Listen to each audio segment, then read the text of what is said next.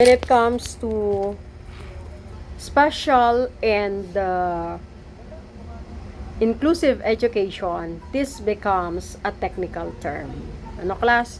Nagiging technical term siya because of the fact that we are trying to identify the different cases of exceptionalities, no?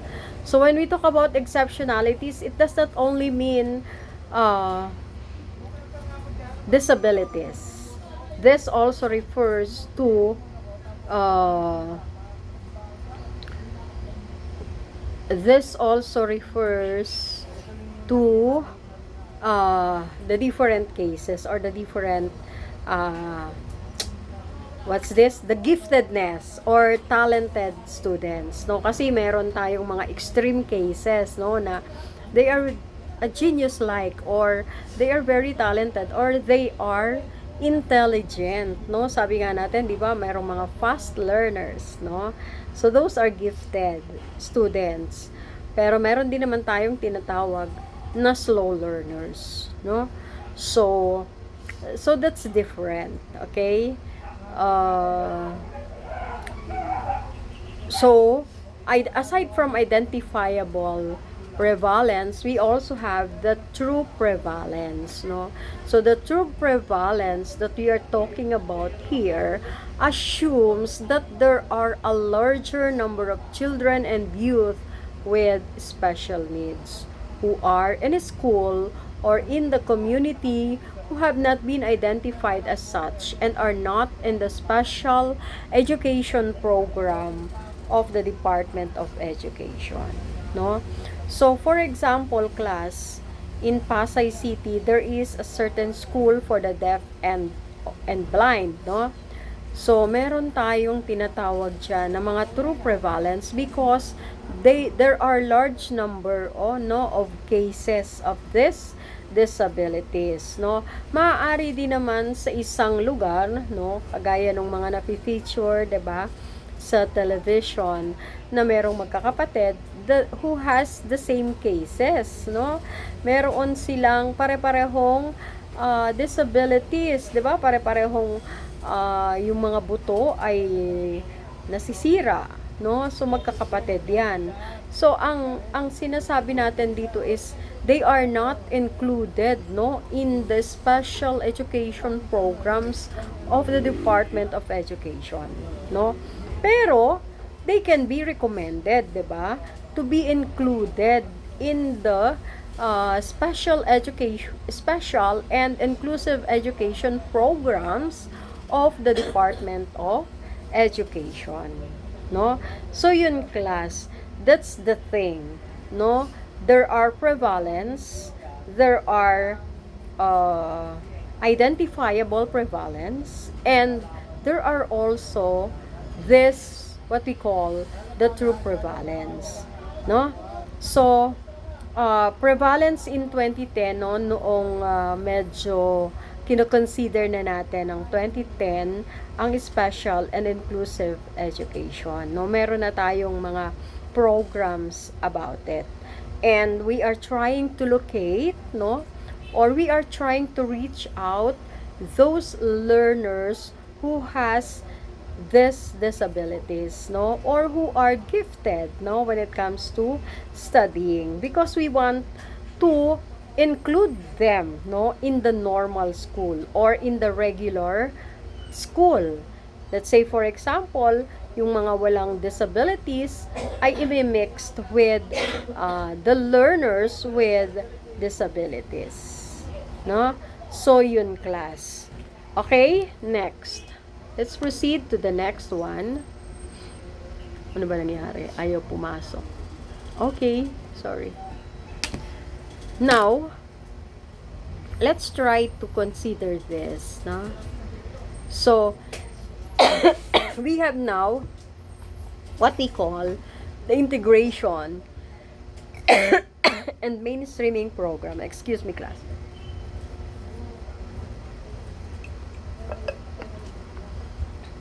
This integration and mainstreaming programs have allowed children and youth with disabilities to study in regular classes and learn side by side with their peers for the last 40 years, no? So, for the last 40 years na pala yung ginagawa natin, no, na integration and mainstreaming programs, no? So, integration ang tawag, no? It is the term used earlier, okay? But, as of today, when it is no longer unusual to find blind, deaf, and even intellectually disabled students participating in regular class activities at certain periods of the school day, so tinawag na siya. So the preferred term is mainstreaming, no? So we have the integration and we have the mainstreaming program. Kasi kung baga konti na lang, no, yung ating kinikater na mga disabilities to be included in the regular class, okay? So that's mainstreaming already. But as of now, we already have the special and inclusive education program of the Department of Education, no? So yung integration naging mainstreaming. Okay? So as of today class, meron tayong tinatawag na mga partial mainstreaming, no? Pag sinabi nating partial, as the name implies, this refers to children who have moderate or severe forms of disabilities. They are mainstreamed in regular classes, no? In subjects like physical education, home technology, and the music and arts. Okay? So, as the name implies, partial. So, kapag sinabing partial, konti lang yung subjects na kinukuha ng mga students natin with exceptionalities or disabilities, no? So, for that matter, hindi sila pinipili, they are not forced they are not forced to join, no, the whole class, the whole day, 'di ba? So, yung mga easy subjects like physical education, 'di ba? So, ang paggaganahin lang naman natin ay yung ating physical body.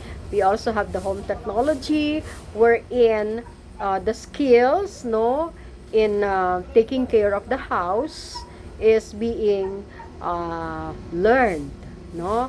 Kasi ito class, the physical education, home technology, music and arts, these are subjects that calls for a certain skills, no? Kailangan ma-hone yung talent nila and at the same time to develop their skills.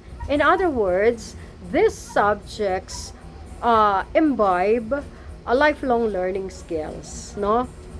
Lifelong learning in the sense na natutunan nila in one particular subject will be brought out, no, throughout their lives, no, hanggang sa pagtanda nila, hanggang sa paglaki nila, na-acquire nila yung kanilang skills na yon. At kapag natutunan na nila yung skills na yon, syempre hindi na mawawala yon sa kanila, 'di ba? So from the partial mainstreaming, we also have this full mainstreaming. So when we talk about full mainstreaming, in here, the children with disabilities are enrolled in regular classes and they are included or they are merged or emerged with the whole class with taking up all the subjects, no? So these are what we call the full mainstreaming, no? So lahat ng subjects ay tinetake up nila. They are taking up all the subject. Okay? So this full mainstreaming, no? So the next one is yung different school, no? So we have the special day school. So the special day school class serves one or more types of disabilities, no? Ito naman yung kanina pinipili lang yung subjects, no? They have the chosen subjects hanggang sa maging full subjects na sila. no? And here naman, we have the special day school and we also have the residential school, no? So what's the difference between the two? What are the different activities that the students are doing in this particular schools, no? So when it comes to the special day school, it serves one or more types of disabilities. Sabi ko sa inyo kanina, di ba? And that the special education classes are taught by trained teachers, no? Aside from special education, a comprehensive array of service is available or arranged, no?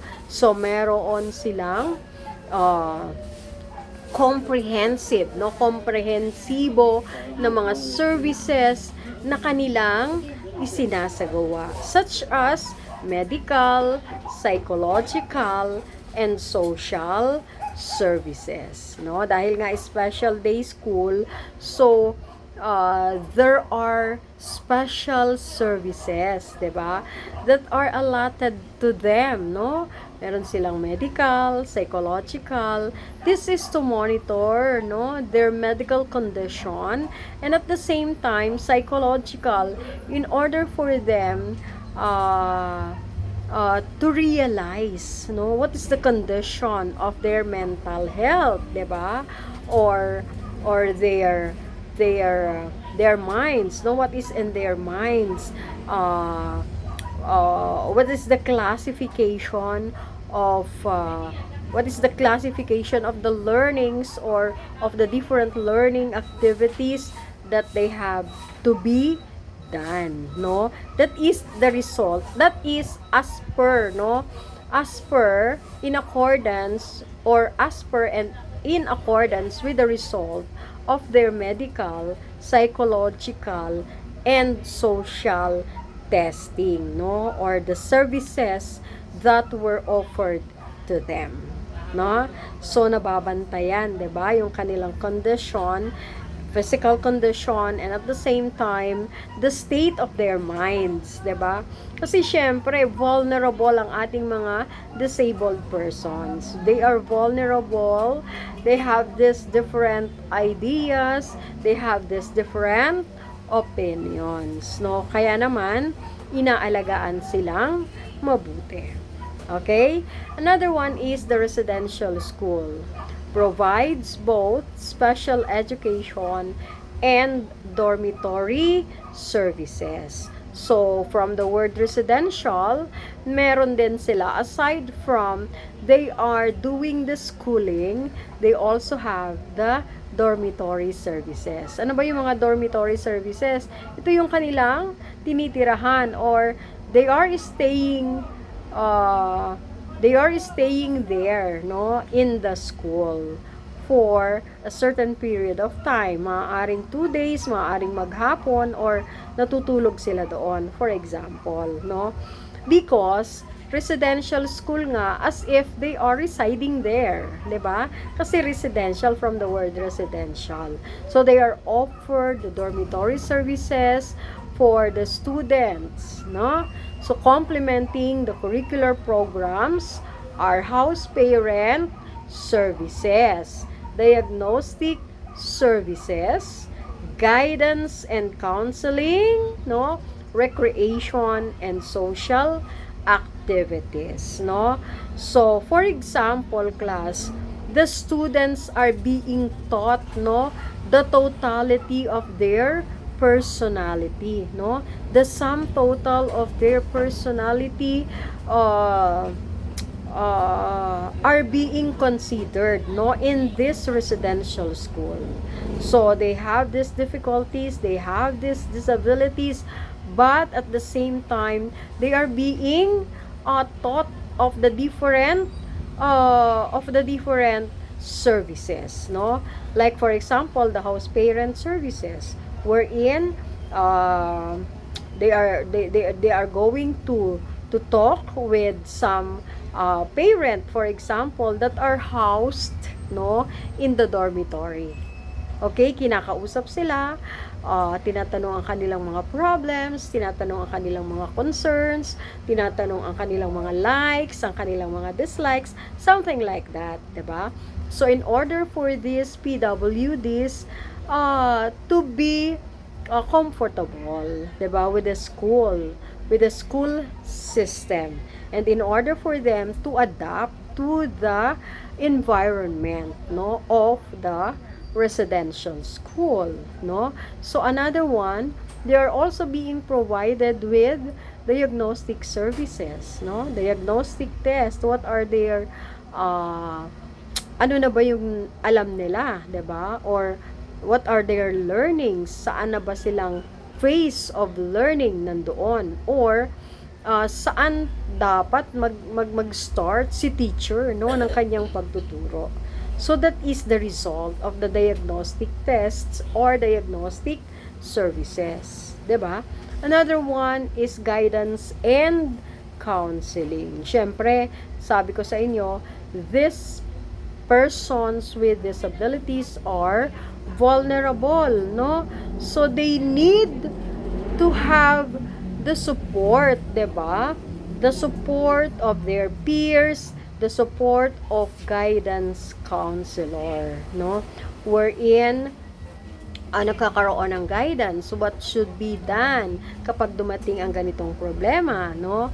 Or ano yung mga expected problems na ina-anticipate, no, ng isang PWD when it comes to their when it comes to his schooling, no, when it comes to his acquisition of learnings, 'di ba? So there are some barriers, 'di ba, when it comes to the SPED students, no? May mga barriers yan. So dapat the guidance counselor is ready, 'di ba, to give the counseling, to give the the remediation, 'di ba? And also to develop their attitudes or their behaviors, no? So the recreation, ginagawa din nila sa residential school kasi hindi lang puro aral dapat, 'di ba? They should also learn some sports, 'di ba? And other social activities for them to be familiarized with their peers or with their classmates, no? Because as an individual, it is very important for them to socialize, no? To socialize, they need that in order for them to develop their intrapersonal and interpersonal skills, no? So they have to develop that as a person. Hindi pwede na nag-iisa lang sila sa isang tabi, no? They have to socialize. Kailangan magkaroon sila ng friends. And of course, we all know that no man is an island, no? Hindi tayo pwedeng mag-isa lamang sa ating buhay, no? Or hindi pwedeng nagsusolo lang tayo sa ating tahanan, no? Pwede tayong maging solong naninirahan doon sa ating bahay, pero kailangan din nating lumabas, go out and socialize, no? Because that is important for us.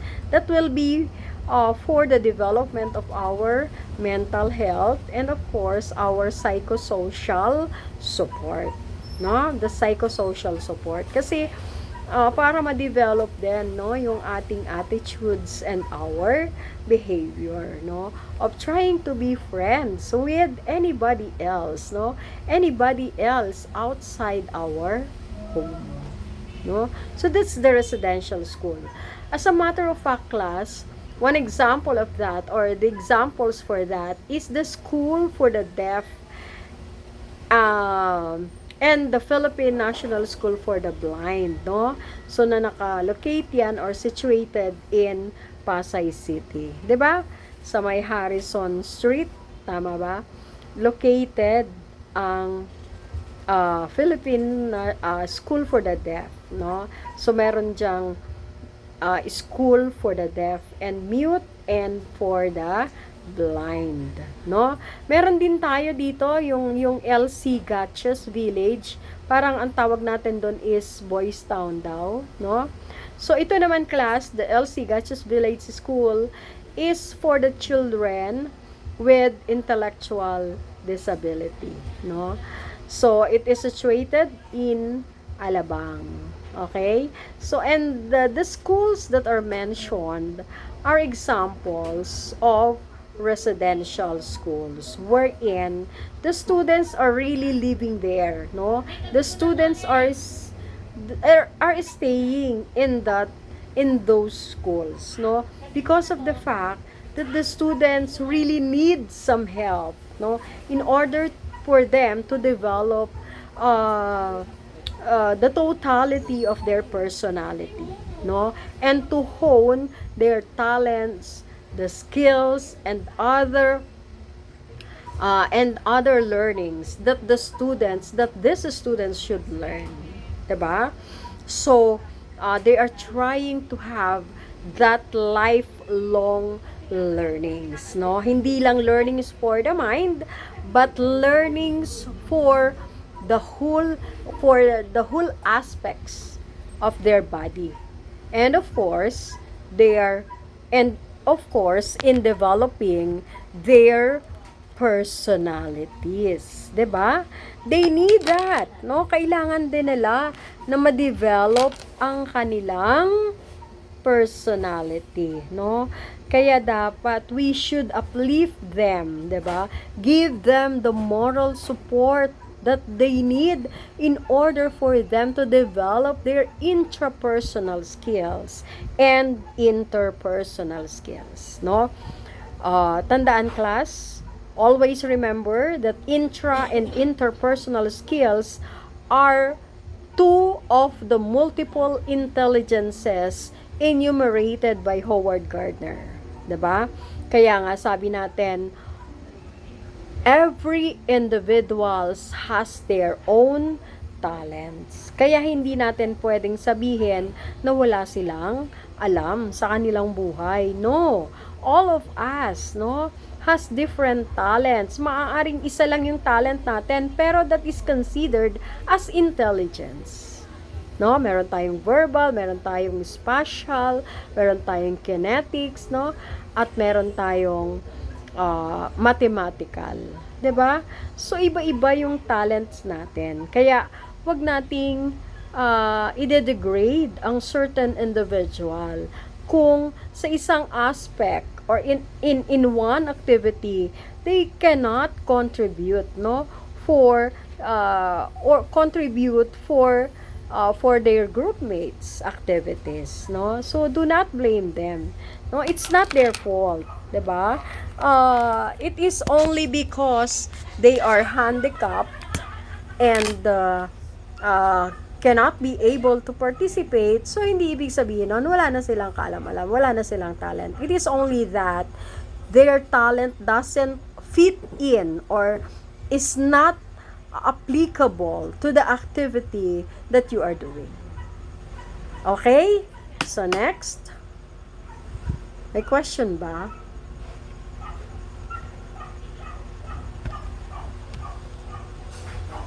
Okay, now I am going to give you an activity. So you have this learning task, no? So your learning task is all about describing your understanding about the historical, philosophical beliefs and the barriers to accessibility and acceptance of individuals with exceptionalities, no? So I want you to start with the barriers to accessibility and acceptance of this learners with difficulties or with disabilities. Okay? So I will give you 10 minutes or 15 minutes for these barriers, no?